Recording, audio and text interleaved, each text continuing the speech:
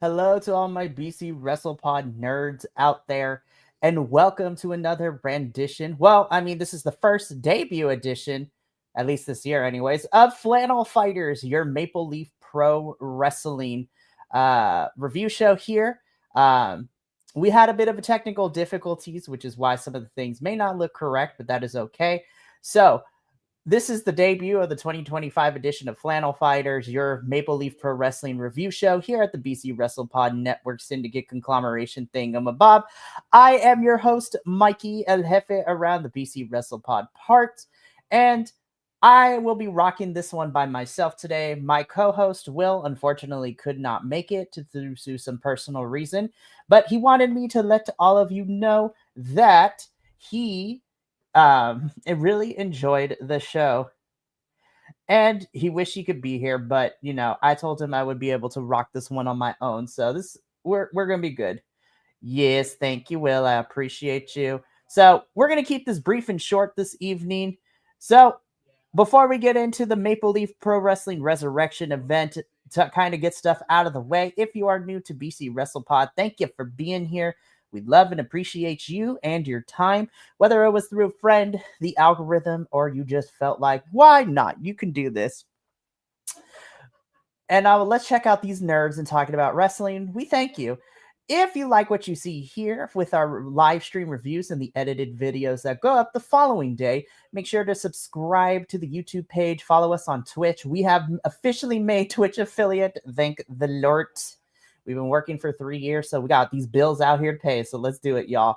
But If you cannot commit to a full length of review, which we understand because time is important for everybody, we suggest that you follow us on the social medias because you can read our report cards and watch our clips that summarize the major talking points for all of our shows. We also have some merchandise available, link in the description, and all our social media platforms wherever you follow us or whatever tickles you fancy. We got a lot of stuff. We have a Pride collection. We have a collection that is going to be donating money to the organizations helping out in these crazy times. But y'all can check that out in our link tree. But with that out of the way, let's just jump straight into it. So this is the third Maple Leaf Pro Wrestling event in 2025, but this is the first time where we finally got the time to do a review. We had Northern Rising back in March. We had Northern Rising back in May. We had Mayhem back in March. And now we have Resurrection with two more Maple Leaf Pro Wrestling shows happening, one at the end of this month and then one in September, which I will get into that towards the end of the show. But we are going to be reviewing Resurrection, which is taking place in Montreal, Quebec, Canada. So let's just jump straight into the action. We kick things off Resurrection with, well, what starts out as a singles match. We get, member of the Dark Order that we know and love, Stu Grayson, taking on the Sidewalk Savant in Sheldon Jean. So, Stu Grayson, for those of you who have watched AEW or Mystery Wrestling, y'all are familiar with Stu Grayson, member of the Dark Order, very, very good Canadian wrestler. And Sheldon Jean, who was once a part of TNA with Kenny King, is now taken it here in Maple Leaf Pro Wrestling. Sheldon Jean is great. I still hold his match with Kaito Kiyomiya a couple of events ago in high regard. But this is a match that we were getting. This was your standard opening bouts. Sheldon Jean has been improving so much with his wrestling game. Stu Grayson, of course, a veteran of the sport. However, Sheldon Jean is running around with a new companion as part of this new team that he has with QT Marshall, who was not here for this event. But, of course, it becomes a 2-on-1 situation. We get a Stu Grayson wins by a DQ. The beating up continues. But then Stu Grayson ends up being saved by his Dark Order brother and Evil Uno. So that wasn't the only surprise we got, though, because we get Santino Marella coming out to try to make this a tag team match. But then he is told by the referee that he doesn't have the authority. He doesn't have the power to do so because this is not his company. So he doesn't have any authoritative power, if you will. But then, as this was being said,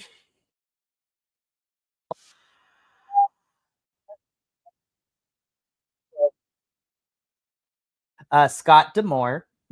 And Scott, for one night only, gives Santino the authoritative power to be our authority figure for Resurrection, which we love. And so, by that power, Santino makes this a tag team match where we get, Evil Uno and Stu Grayson taking on Sheldon Jean and Friend. So this ends up a really fun tag team bout between the two. Commentary made it a fact to mention that Stu and Evil Uno's tag team was the Super Smash Bros., which is an ode to the video game franchise. This was a fun tag team back and forth. This whole entire segment from the singles match to Santino one night only becoming Director of Authority to this tag team match. It was fantastic. Stu Grayson and Evil Uno end up winning. They reunite, which makes me oh so happy to see. And this was a really fun way to start out the night because this was a good moment. The crowd was into it, and I loved it. From here, we get into our second match of the evening, which is for the PWA Championship Grail. So this is a championship where our champion Rohan Raja would be taking on Alex Hammerstone, aka now just going by Hammerstone. I love Hammerstone, very familiar with his work both in MLW and his stint in TNA. So this was a championship match. This was a fun bout. I was wondering how Rohan was going to beat Hammerstone. And of course, because Rohan is a heel champion at this point, he ended up playing his tricks to kind of get the win for this one here, being a heelish. Hammerstone is always fun to watch. He's a big slab of meat, but he, at least recently, he has been doing really well to mix that power-based wrestling with the athleticism that he tends to have, which is a lot of fun. It's just really fun to watch. Now, was I expecting Hammerstone to win? No. Rohan Raju, again, being the heel, he had his valet, his partner in crime, kind of run interference a little bit, which would allow Rohan to, while the ref was distracted with that, go for the low blow on Hammerstone, which would allow Rohan to retain the PWA Champions Grail and ultimately walk out as the victor. I will say I did feel this was on the shorter end of things, and looking back at the whole entire show, especially with our 3 quote unquote main event matches, I was very surprised of how quick the show went. But with that little nitpick, though, I still really like this match. It was a pretty solid match between both of these men. And once again, your PWA Champions Grail is Rohan Raju, or Rohan Raja. We're going later in the show, however, as he's giving an interview, Billy Gunn, of all people, says that if he wasn't reffing tonight, he would challenge for that. So maybe setting up something down the line, or whether it be, you know, the Sidewalk Showdown or Sacred Ground, which we'll talk about in a little bit. So again, my final thoughts: solid match between both of this. This was pretty decent. So next up, we have a match that has been kind of in the making for quite some time. This is for the NWA World Heavyweight Championship. This is the challenger and always ready Matt Cardona taking on our challenger and Tom Latimer. So what I loved about this story going into this match is that Matt Cardona at one point held the NWA World Heavyweight Champion, but he had to vacate it due to injury, and he was never truly pinned to lose said title. So he wants to take back the title that he never truly lost from Tom Latimer, who has held this thing for quite some time at this point. And I have to say, this was a really good back and forth. This match ended up being in my top 3 of the entire night. Matt Cardona is always fun to watch. His reinvention since leaving and getting released from WWE all those years ago, running on the independents, becoming the king of the independents, so to speak. And Tom Latimer is a really fun to watch. I think he is very, very good in the ring. I think he's a solid worker. I love his accent. I mean, hey. But this is a really great back and forth match. It was very solid all the way through. And I really, really dug this match. This was a lot more hard-hitting than I thought it was going to be. And I really, really love this. This was a lot of fun. And Matt Cardona, as much as he tried, he could not out-wrestle Tom Latimer. And Tom Latimer does end up pinning Matt Cardona for the win here. And he walks out still your NWA World Heavyweight Champion. Matt, we're going to talk about you a little bit later in the show because you still were around for something that goes down, which is building towards something that is happening this weekend. Well, actually, it's happening tomorrow for GCW. So we'll talk about that in a little bit. But we move on from our NW World Heavyweight Championship match to probably my favorite match of the entire night. This was the 6-man scramble match. So this is just a chaotic 6-person bout. There can only be one winner, so everyone's going to be vying for that pin. And in this 6-man scramble, representing in this match includes the Octopus, Jonathan Gresham, Psycho Mike, United Empire member of New Japan, and one half of the New Japan Strong Tag Team Champions, and TJP, Canada's own Michael Allen, his name, Michael Allen Richard Clark. We have Bhupinder Gujjar, and of course, one of our personal favorites here, BC WrestlePod, and one of my personal favorites, Speedball Mike Bailey. This match had everything that I wanted. We had good submissions. We had funny spots. We had bodies flying around everywhere. This match was everything that I wanted it to be, and then some. Everybody looked really good in this match, and I loved this match so much. We got all the fun spots, but ultimately, Speedball Mike Bailey hits the ultimate weapon to try to go for the win, but Michael Allen Richard Clark pulls Speedball out of the ring and steals the pin and is your winner of the 6-man scramble. Again, this was my favorite match of the entire show. This was high-paced cruiserweight action, if you want to call it that. But everyone played their part. Everyone was so good. The crowd was a good addition to hyping up this match. And this was a phenomenal 6-man scramble. I really enjoyed this one. This was a lot of fun to watch. So from here, we get into our, I guess we call it a civil war, because this has been going on for the last 2 months, 3 months, if you want to call it that. But we are having this weird Bullet Club OG versus Bullet Club War Dogs scenario.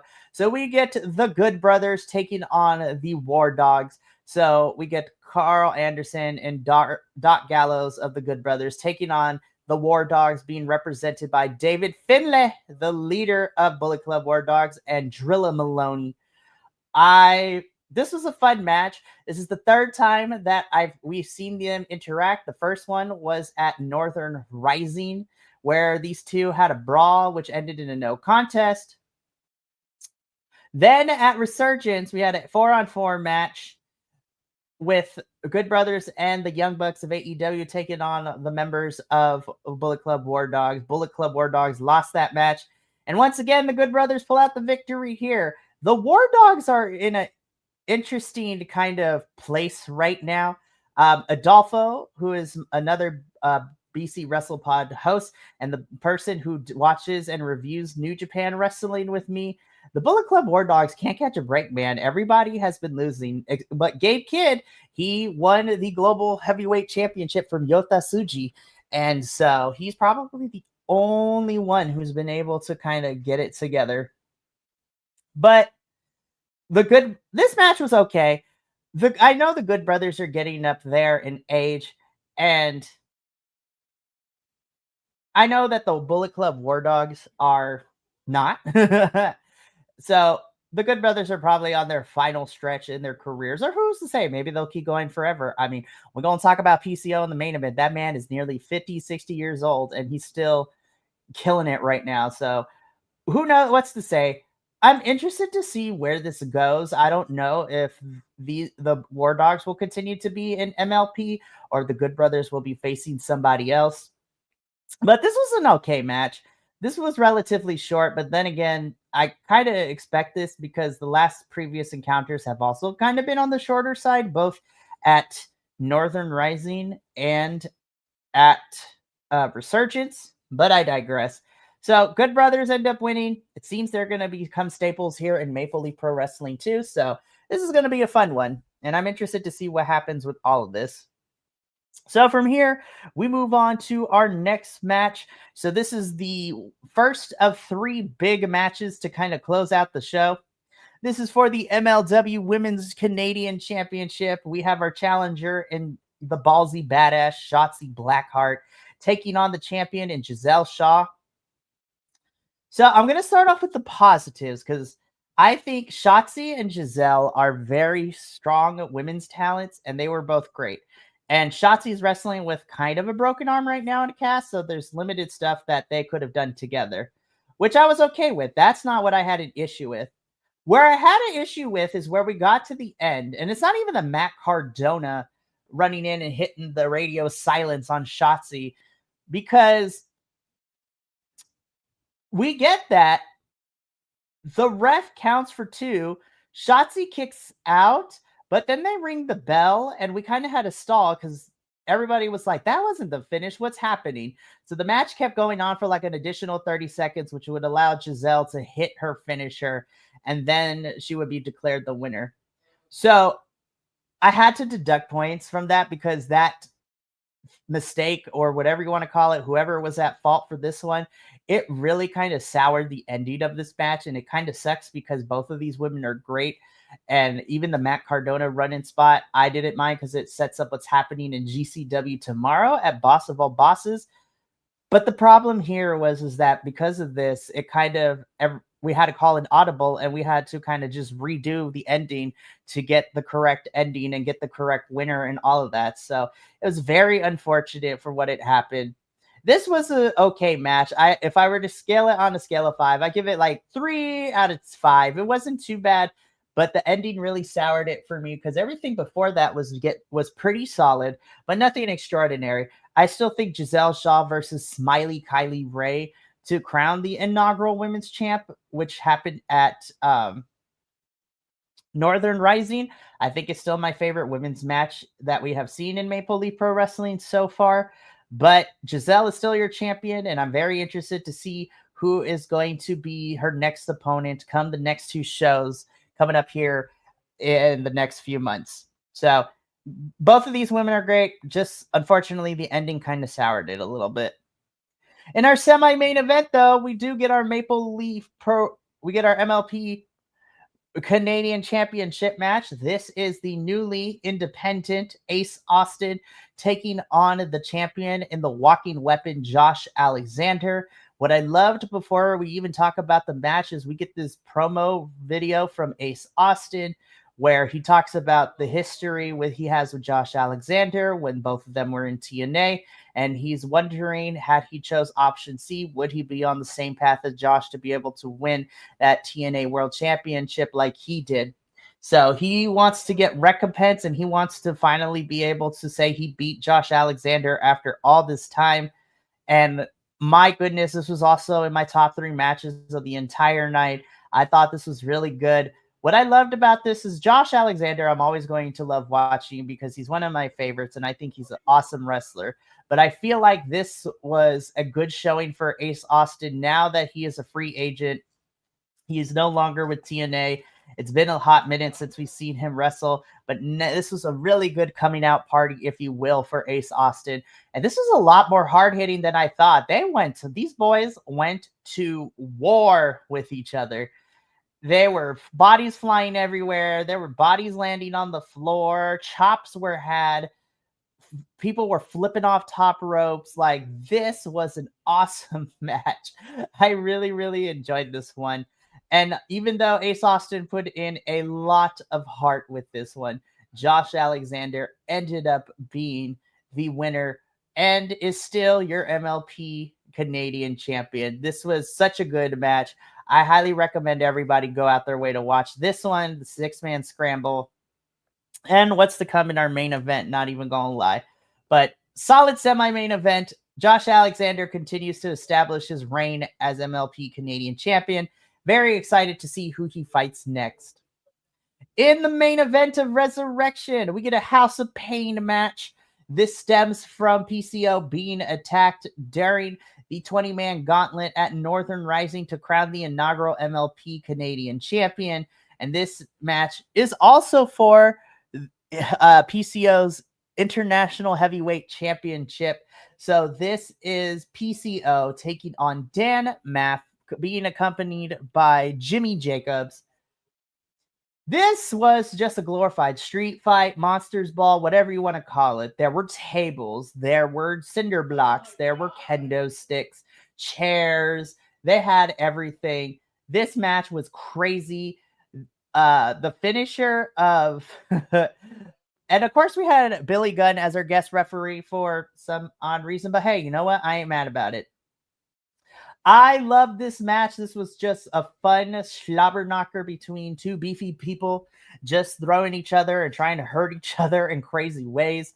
And the finisher was nuts, watching PCO dive off of the 15-foot ladder through a set of tables and pinning Dan Maff in the crowd was amazing.